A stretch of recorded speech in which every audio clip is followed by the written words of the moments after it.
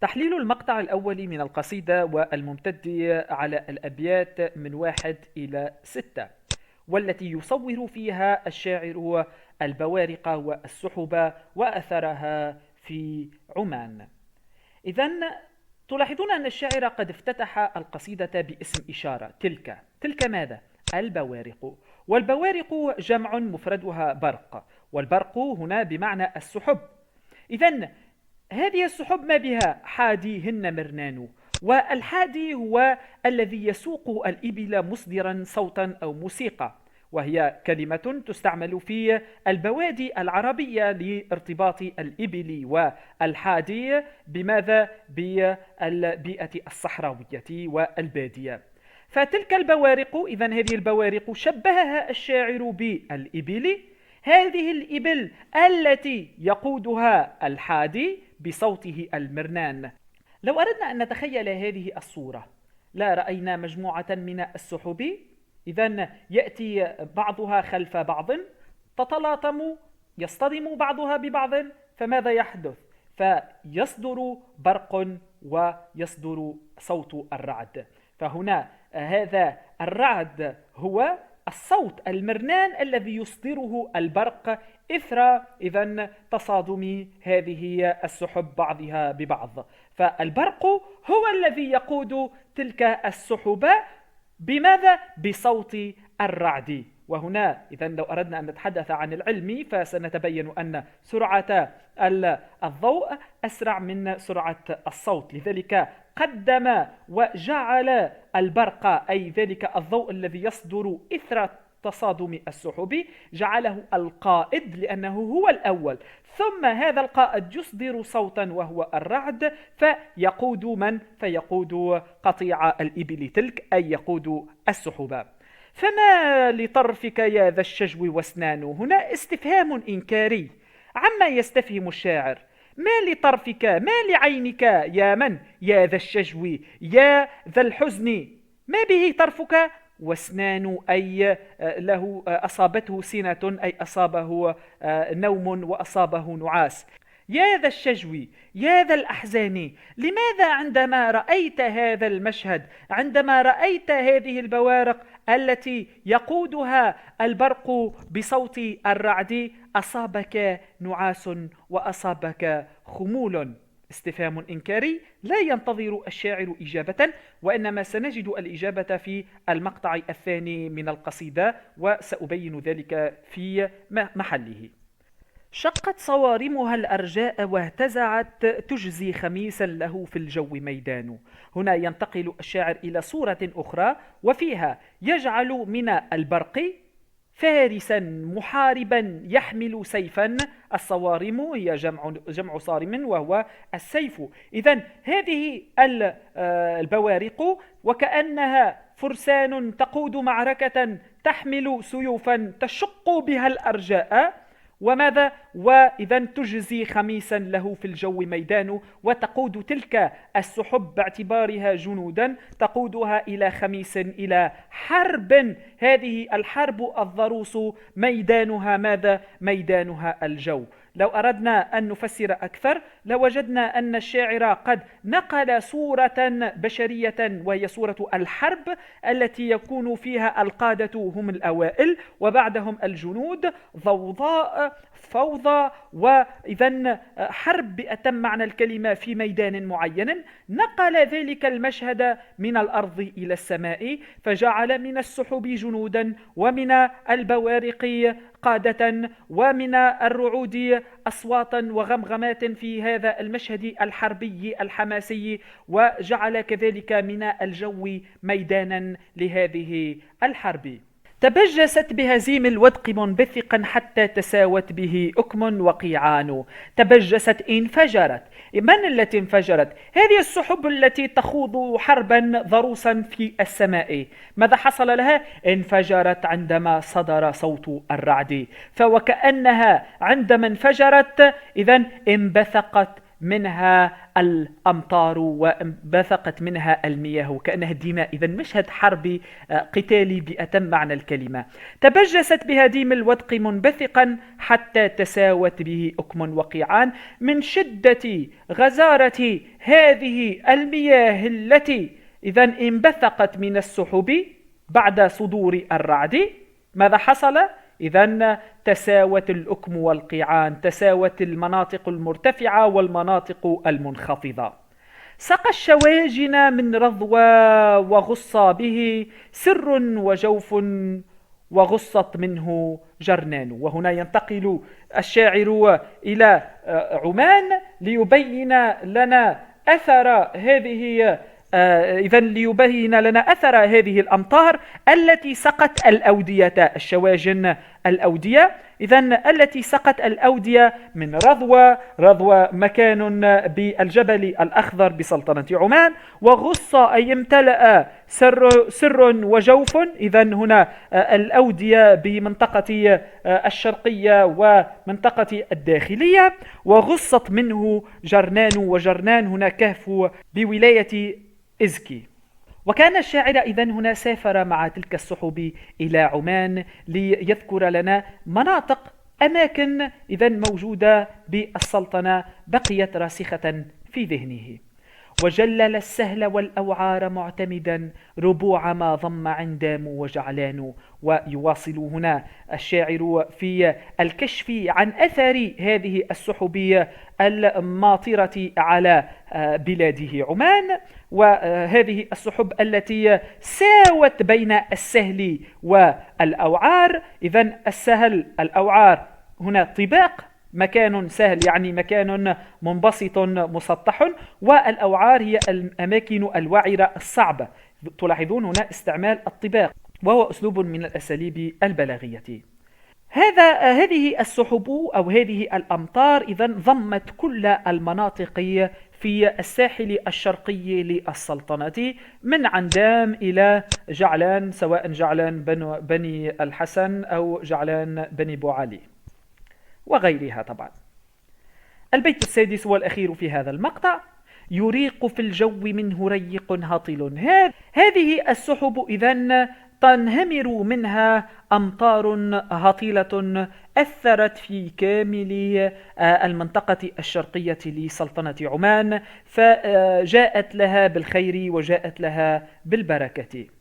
أمر إلى تحليل المقطع الثاني الذي يمتد على الأبيات من البيت 7 إلى حدود البيت 10. وفي هذه الأبيات يكشف لنا الشاعر أثر تلك السحب في نفسيته. إن هيج البرق ذا شجو فقد سهرت عيني وشبت لشجو النفس نيران. هنا تلاحظون في هذا البيت قد استعمل الشاعر أسلوب الشرط. إن أداة الشرط، هيج البرق ذا شجو هنا جملة الشرط، فقد سهرت عيني كذا وكذا جملة جواب الشرط، حدث ثانوي وحدث رئيسي. إن هيج البرق ذا شجو، هذا البرق رأيناه في البيت الأول من القصيدة قد هيج ذا الشجو، أي أزعجه وجعله يصاب بالنعاس والسنة. أما الشاعر فقد ماذا؟ فقد سهرت عيني وشبت لشجو النفس نيران. أثر البرق أو البوارق على الإنسان ذا الشجو أثرها جعلته يرغب في النوم. أما الشاعر فقد أثرت عليه بطريقة أخرى، جعلته يأرق ولا يقدر على النعاس وعلى النوم، فشبه عينه بالإنسان الذي يسهر. فقد سهرت عيني وشبت لشجو النفس نيران، وكأنها اشتعلت بداخله نار منعته من النوم وجعلته صاحيا أرقا كامل تلك الليلة. وصير البرق جفني من سحائبه. لاحظوا هنا تكرار مصطلح البرق، إذا هذا البرق ماذا فعل؟ صير جفن الشاعر من سحائبه. يا برق حسبك ما في الأرض ظمآن. وكأن هذا البرق جعل من جفون الشاعر ماذا؟ سحبا، إذا تتهاطل منها الأمطار، أي تتهاطل منها الدموع. يا برق، النداء ينادي البرق. البرق، هل نستطيع أن ننادي البرق؟ هل نستطيع أن ننادي الشمس؟ هل نستطيع أن ننادي شيئا جامدا؟ لا. إذا ماذا فعل الشاعر هنا؟ شخص، شبه البرق بالإنسان فجعله شخصا. يا برق حسبك ما في الأرض ظمآن. إذا ما في الأرض ظمآن، إذا لا يوجد في الأرض من يحتاج تلك المياه أو تلك الأمطار أو بلغة أخرى تلك الدموع لكي يشربها، فلا يوجد من هو ظمآن كي تبكيني وكي تجعل الدموع تنهمر من جفني. إني أشح بدمع، أسلوب تأكيد هنا. إني أسلوب التأكيد، أسلوب خبري. إني أشح بدمع أن يسح على أرض وما هي لي أرض أوطان. إذا الشاعر هنا يؤكد أنه ماذا؟ أنه سيكون شحيحا. أشح ماذا؟ أشح بدمع أن يسح على أرض. إذا هذا الشاعر يقول للبرق: يا برق ارأف بي، حسبك، تلطف بي، فإنك إن لم تفعل ذلك فإنني لن تنهمر دموعي على أرض ليست هي أرضي. واضح؟ ليست هي وطني، فإنني سأكون شحيحا رغم إذن ما أعانيه من آلام فقدان الوطن.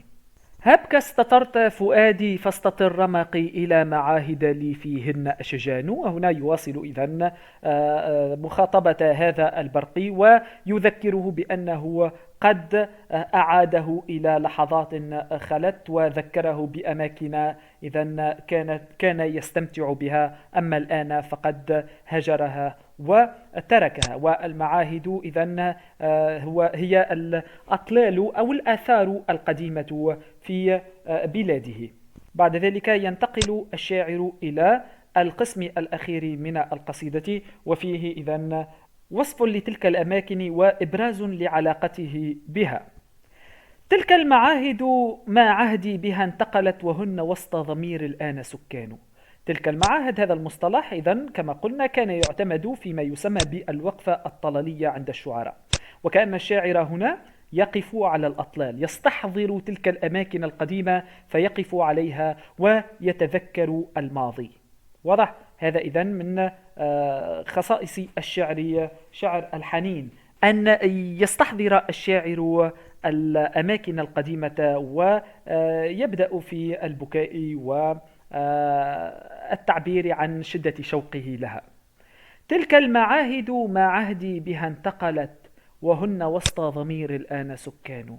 تلك المعاهد أي يتحدث عن تلك الأماكن القديمة التي مر بها، التي سكنها في بلاده. ما عهدي بها انتقلت، لم تنتقل هذه الأماكن، لم تبتعد عني، هي يعني حتى وإن انتقلت أنا بجسدي إلى أرض أخرى فتلك الأماكن لم تتحرك من مكانها. وهن وسط ضمير الآن سكان، هذه الأماكن هي ساكنة في وسط ضمير الشاعر، في وسط قلبه. وهنا تلاحظون أنه شبه المعاهد بالبشر الذين يسكنون في مكان معين، فأسكن الشاعر تلك المعاهد قلبه، وهذا ما يدل على شدة تعلقه بوطنه وشدة حبه له. نأيت عنها ولكن لا أفارقها، بلى كما افترقت روح وجثمان. إذن نأيت عنها أي ابتعدت عنها، هاجرتها، ولكنني لم أهاجرها. إذن هنا نأيت لا أفارقها، إذن رغم أنني ابتعدت عن تلك الأماكن وتلك المعاهد جسديا فيزيائيا، فإنني لا أفارقها عاطفيا وروحيا، فهي تسكن داخل فؤادي وتسكن داخل قلبي. بل حتى وإن افترقت الروح والجسد، عندما يموت الإنسان فإن الروح تفارق الجسد، الروح تصعد إلى السماء والجسد يبقى في الأرض. فإن تلك المعاهد وتلك الأماكن التي زارها الشاعر وعاش فيها بعمان فإنها يستحيل أن تفارق نفسه وأن تفارق مخيلته. وكيف أنسى عهودي في مسارحها، هن بين جنان الخلد بطنان. إذن يتساءل هنا، تلاحظون كثافة أسلوب الاستفهام هنا يدل على حقا تمزق الشاعر وشعوره بالمأساة بسبب فراق وطنه. كيف أنسى عهودي في مسارحها؟ أن لي أن أنسى، هنا استفهام إنكاري. كيف أنسى؟ أي أن الشاعر لن ينسى ذكرياته بتلك الأماكن، ذكرياته الجميلة بتلك الأماكن التي يشبهها بجنان الخلد. إذن أنا أسمع أن الجبل الأخضر هو عبارة عن جنة على وجه الأرض، وهذه الجنة الخضراء الغناء هي ساكنة في روح هذا الشاعر، فيها ذكريات جميلة حلوة. لها على القلب ميثاق يبوء به، إن باء بالحب في الأوطان إيمان. إذن هنالك ميثاق بين هذه الأماكن وقلب الشاعر، بأن هذا الميثاق أي هذا العهد بأنه لن ينساها ولن تمحى من قلبه ولا ذاكرته. فالحب إذن فحب الأوطان إيمان يجب أن يؤمن به كل إنسان. نزحت عنها بحكم لا أغالبه، لا يغلب القدر المحتوم إنسان. إذن هذا الشاعر نزح، هاجر. هاجر كيف؟ هاجر إذن بأحكام لا يستطيع أن يغلبها، أي هنالك ظروف طرأت عليه فجعلته يهاجر ويبتعد وينزح عن تلك الأطلال أو تلك المناطق. إذن هذه الظروف هي بسبب القدر، وهذا القدر الذي إن كتب على الإنسان أو كتب على المرء فلا سبيل لرده. هكذا وصلنا إلى نهاية هذا التحليل. نمر إلى المرحلة الموالية، وهي استخراج الجماليات من هذا النص.